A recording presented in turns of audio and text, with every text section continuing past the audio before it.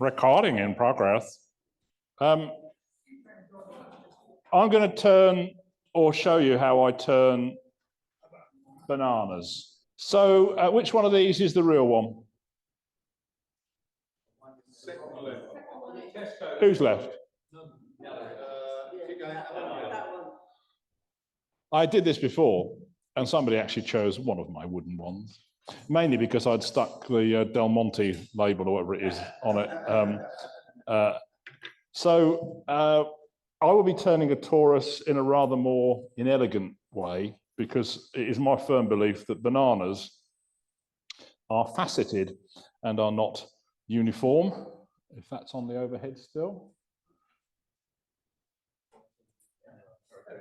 There it is. Okay, you can hopefully see, you know, how often do you study a banana? Not often, but it's got wobbly sides. It's not actually completely uniform. So it plays totally into my hands of inexact turning. Yeah. The way that I tend to do them is there is a chuck. I've had this one since I first did one, this was my first live demo, I think, Les, up at Axminster.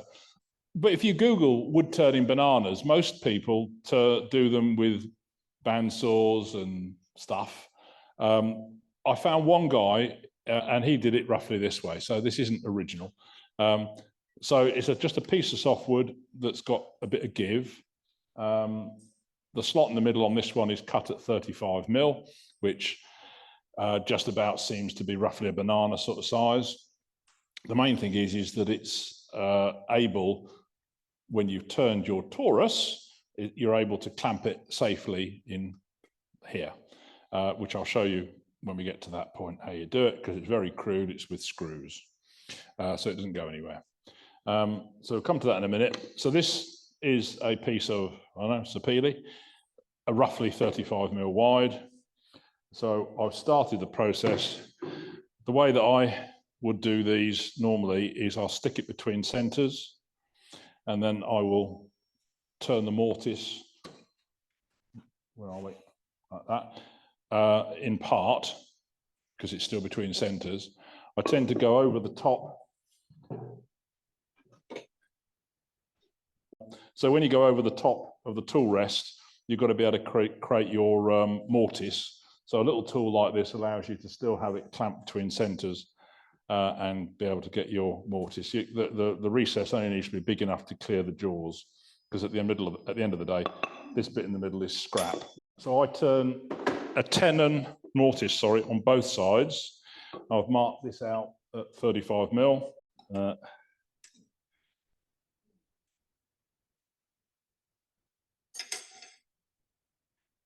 So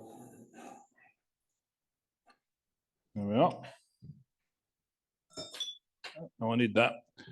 So I'm just eyeballing half the depth, which is about 18 mil, 17.5, 18 mil, so that I know where I'm going to. So I'm just going to part in.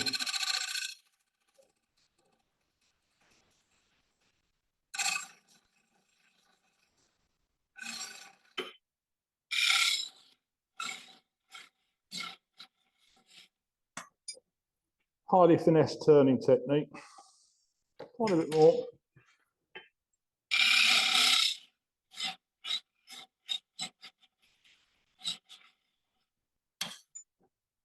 How many bananas are you going to get out? You get two.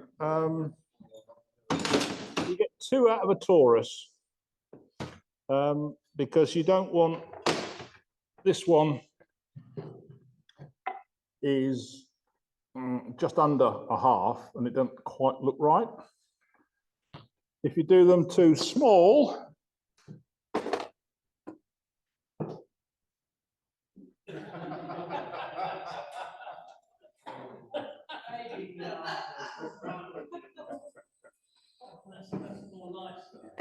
thank you.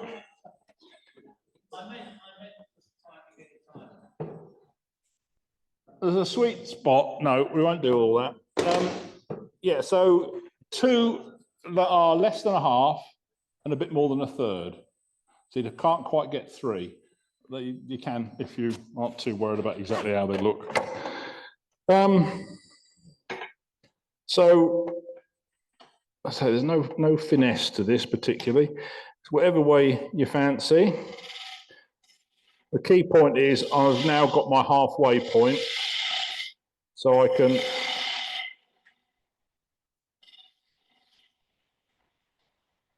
deliberately going down from about the halfway.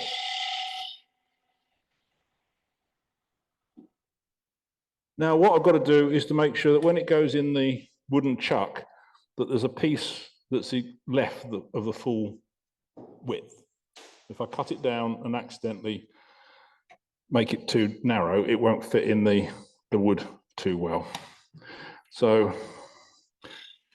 let's do a little bit of a shaping at the bottom.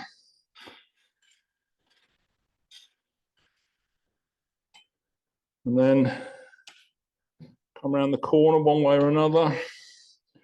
As Justin was doing it, you can either do a pull cut or a push cut or whatever the hell you want cut.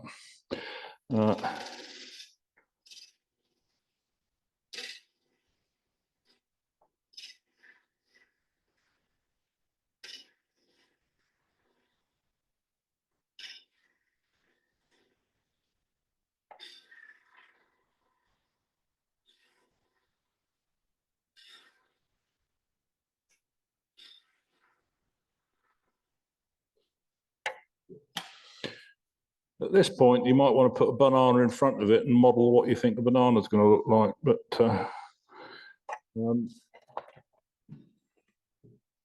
I'm not going to do a lot of sanding, but I've got to. I should do what old Doodad does with his little doohickeys in front of him, you know, all stuck on all the sandpaper all stuck neatly on a display, but I can't be arsed. So I've just taken the rough edge off the face there.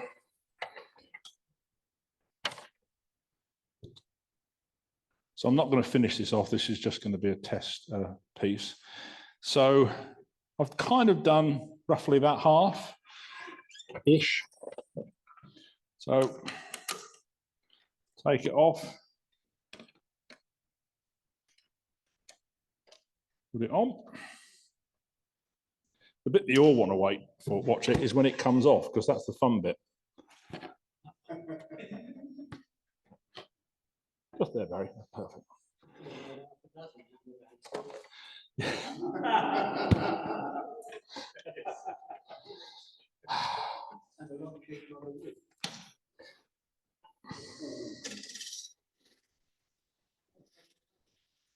What?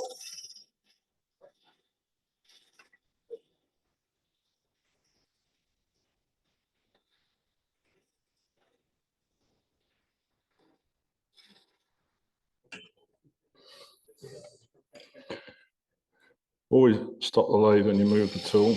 Yeah.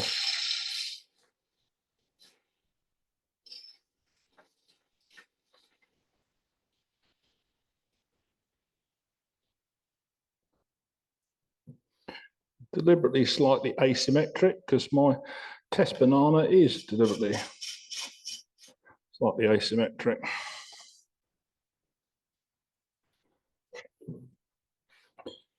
What do I do next? Oh yeah. So I'm going to part in. I know now I've got about 12 mil left, so I don't want to go all the way in until the last minute.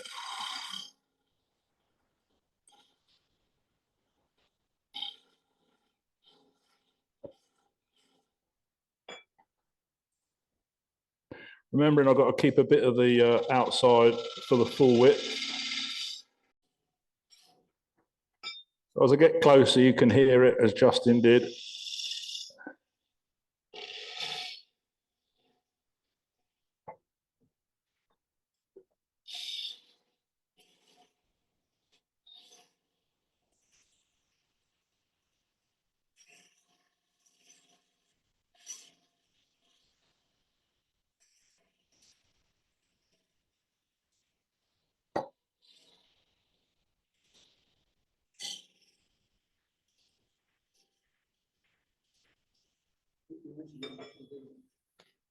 Why?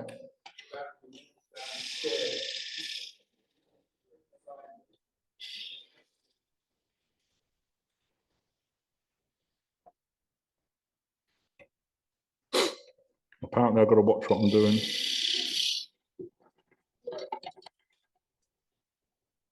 That was fun, wasn't it, eh?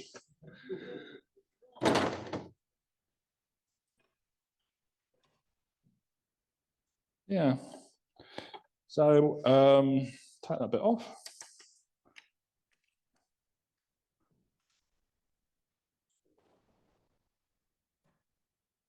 No, it hasn't got a split. It's feathers. So you're always going to have this messy old bit in the middle.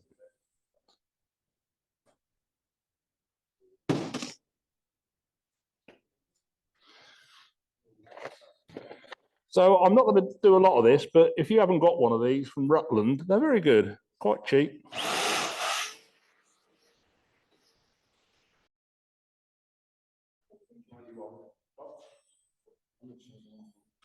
So that's one I did earlier.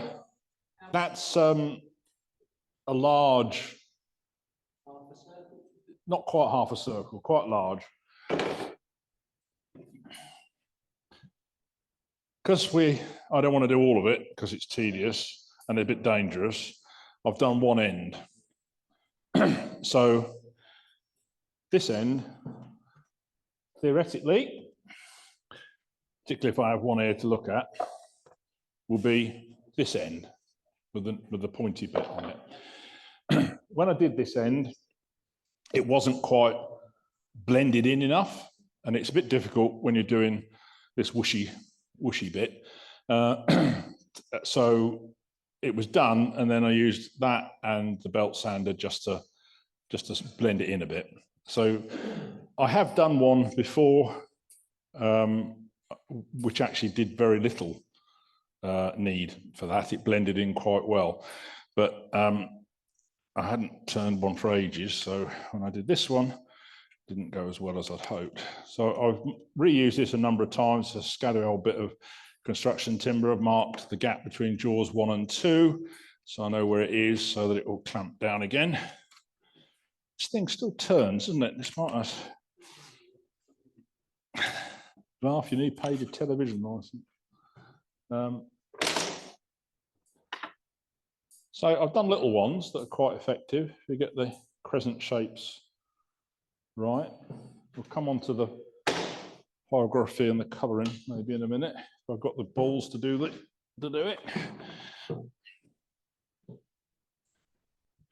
Oh, this was, I thought.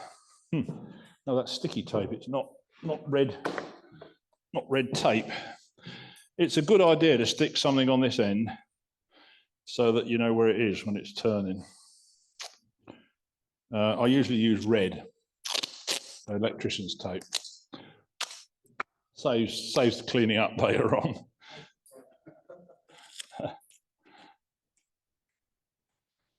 Just helps you see it. Of course, the silver might not show up very well. Yeah, it blends in perfectly, doesn't it?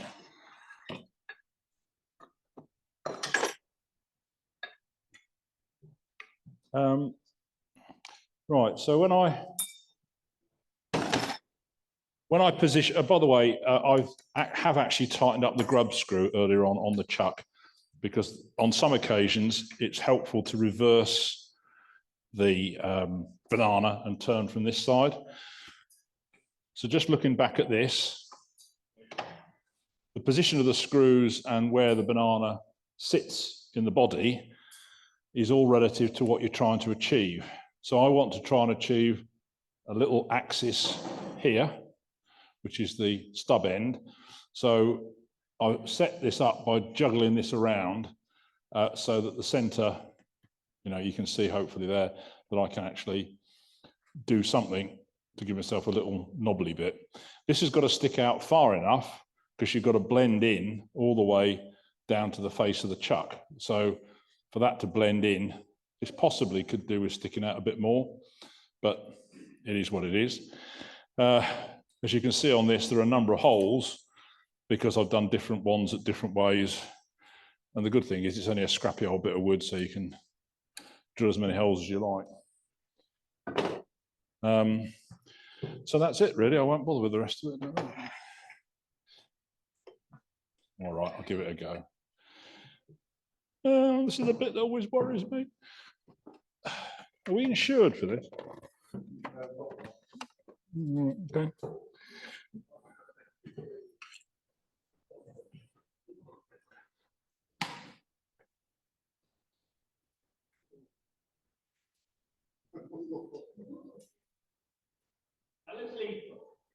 I might actually watch this one rather than looking at you when I'm turning it. Is that all right? Now, on my lathe, I put the stop switch over here so I can see what it's immediately in front of me. But with this one, I can't. Don't need it. Don't need the other hand as well. Take out the elbow bodger. Even with this, this is starting to be a bit out of whack at 900. The key bit is which bit do you turn? We'll find out. Handle well down. Just do a little bit of the bevel edge. It's a 1/2 inch spindle gouge, so it's relatively robust. Take little nibbles off until you've got a surface. Show you what's happening. Just a tiny little bit. As soon as you start to get a little bit nibbled off, then you've got a surface that you can actually rub your bevel on.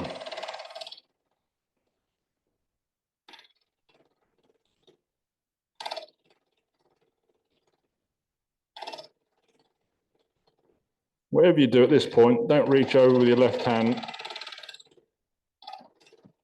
Hopefully on the pictures you can see the ghost, can you?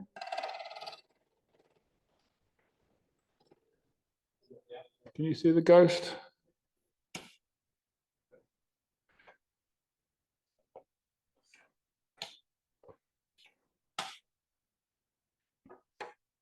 This is a good time to make sure that you do actually turn it off before you move the tool rest.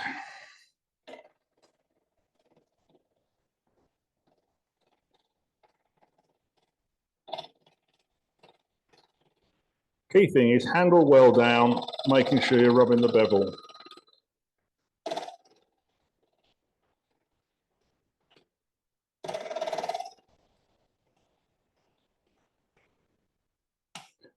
And any of the beginners that have had these sessions with me, it's always about get it into your hip if you can, and then that way you're got it more secure. Getting some pluck out here, but you can't but help it really. Now I've got to go in at the end and try and create a stem. Quite sure I'm going to do that yet. Let's start to go in a bit. At this point, I think I need to actually turn from the other side. Oh, I don't know whether I should do that or not. Let's try it. See what happens. Does that reverse it? No. How does reverse work? Right. So I'm now going to turn on this side. So it's going like that.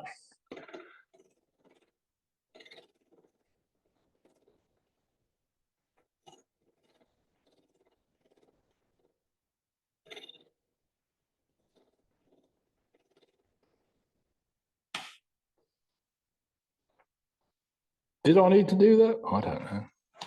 Seemed to be logical at the time.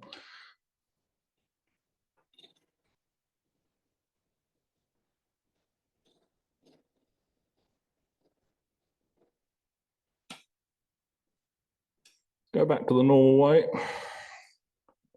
Feels a bit safer doing it that way, doesn't it? Let's whack it up a little bit more. Keeps you cool.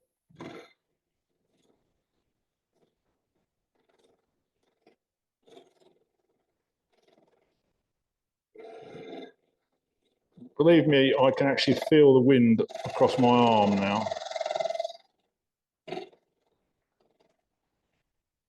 So, starting to grate a little knob. Now I've got to do the blending in.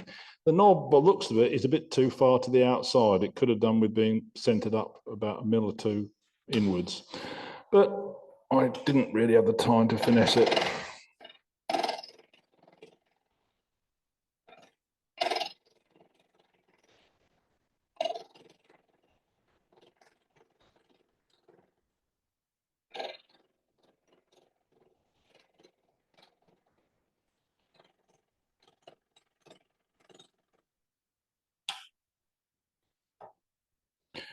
Slowly getting there.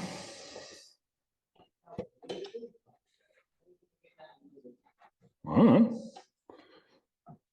Pull cut could be better, but it can also get exciting very quickly if not careful. Yeah. I don't know. Pull cut, somebody said. All right. If it can't, no, I don't want to do it. Intuitively, it's a push cut.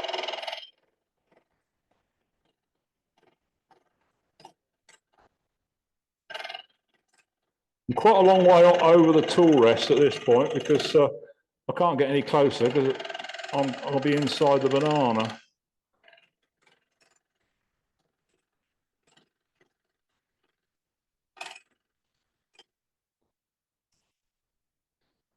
And then you get the belt sander out because this bit here, I need to blend in more. And the only way I can blend in a lot more is to start taking some of the jig out, which I don't mind. I can do that.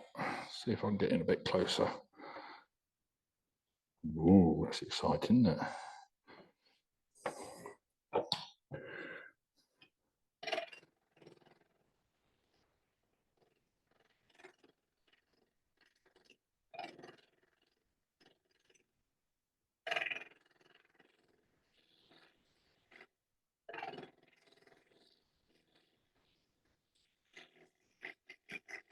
Hook up.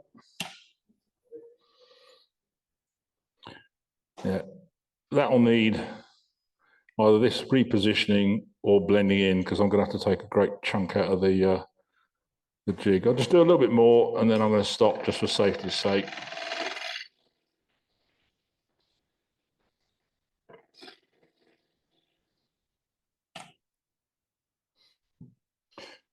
It's nearly there. I think I said it right at the beginning that I felt that it should have been sticking out a little bit more, and I think I was right.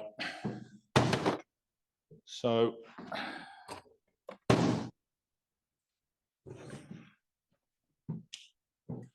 the good thing is with the belt sander job, it can cure a multitude of sins in very little time. Also, I use a file sometimes and a rasp.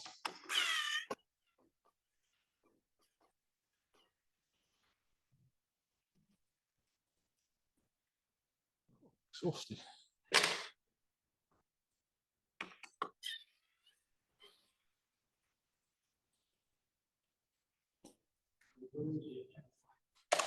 Hey? Yeah.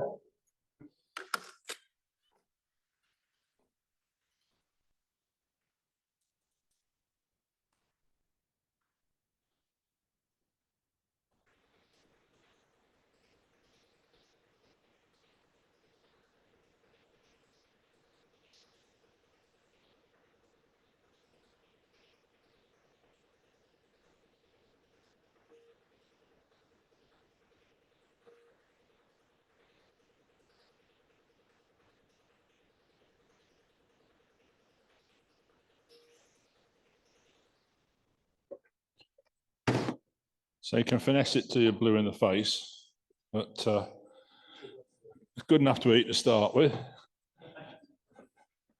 So you got one. What's time?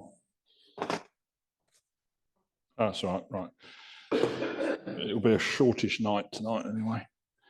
So you got one that's got screw holes in it, and you want to start making it look like a banana. So you can colour it first, or you can pyrographize it first. It's not on, thank God.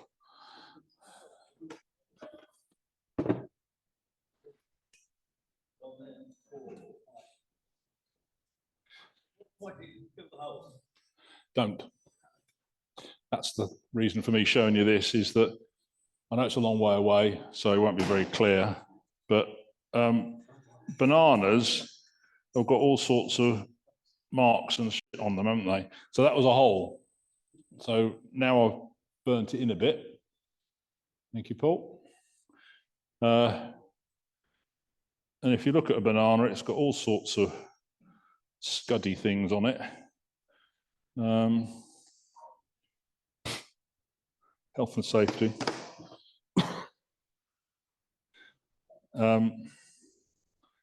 And the bit at the end, your knob at the end, sometimes they, on a real banana, they've got sort of like stripes on them. Sometimes they're completely macerated and burned.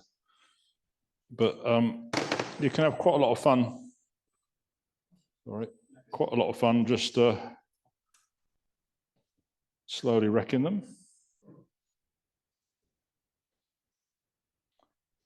And it hides the holes. So that's the key point. Justin mentioned that on his more perfect ones, if you screw them, you've got to, you've got to fill the holes. You just don't need to do it with this. This one's not coloured at the moment, but I've got some stain, and I'm going to try and see.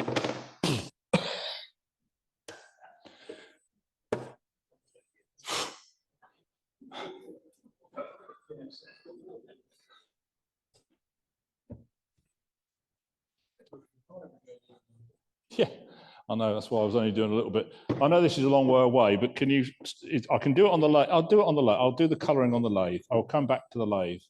Then you can do the overhead shot. Sorry about that, team.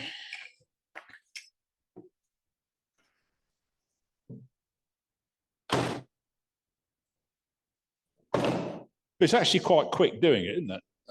You just, the bit that probably took the longest the first time around was making this little jig thing. And as I even did this one on this, but I did it with little slivers of wood packed in and lots of screws. Next time round, it would have been better to have made another one of these, say 25 mil size, because if you're going to make a few, not sure why anybody would ever want to make a few, then keeping the jig is a good idea.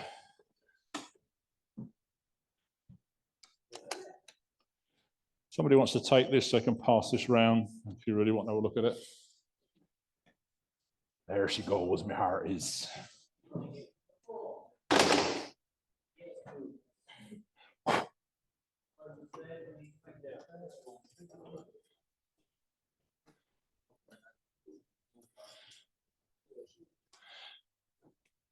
Gloves go with my eyes.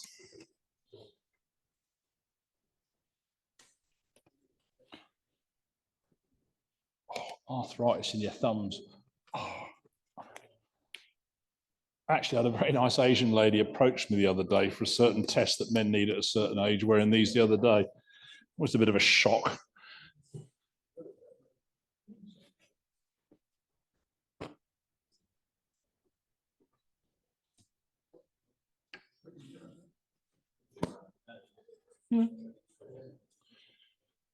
Right, so this is a bit of chestnut yellow spirit stain.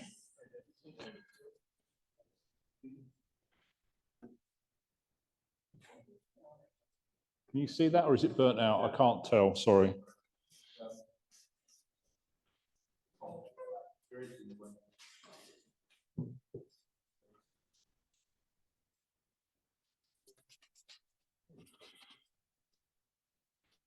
So burning it first doesn't seem to cause a problem. That was only a little bit of yellow on that, as you can see. I did try airbrushing one to start with, but I thought, what's the point?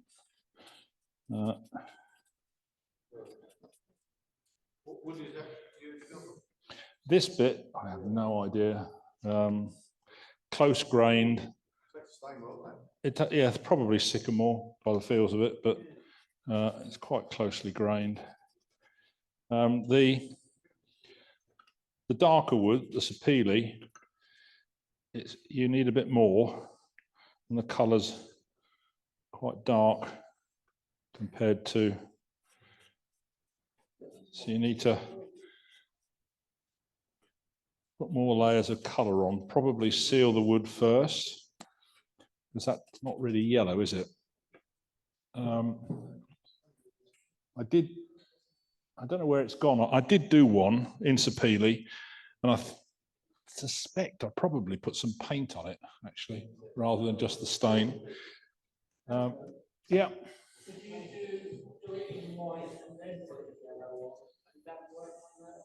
Yeah, you could put an undercoat on.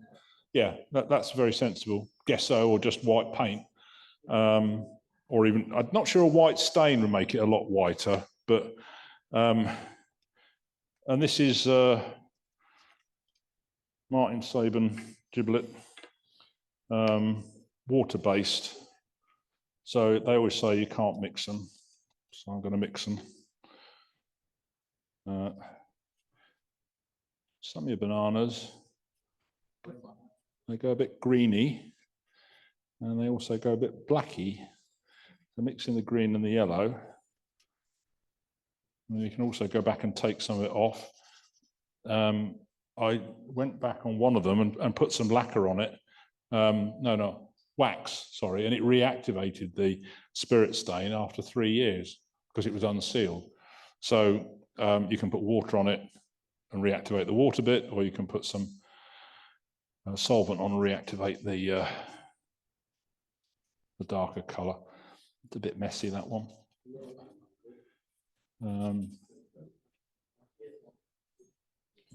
But that one, you can see there's a bit of a blush of the green there as well, and that's a bit more effective than me just sticking it on rather robustly.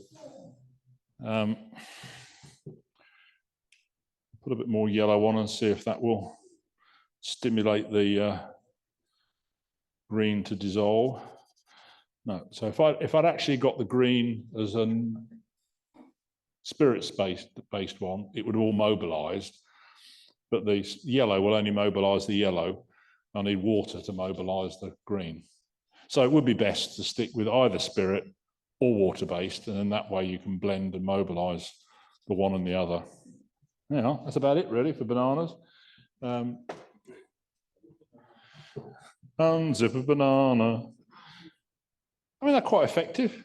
I mean, that didn't look like anything until I put the yellow on it, did it? And a little bit of burning. I think there's an optimum size. That's too long.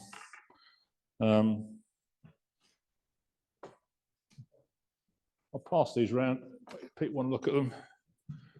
I'm not sure whether the smaller ones are. I think that's possibly one of the better sized and shaped ones, isn't it? It's like a little one that you can get in the supermarket.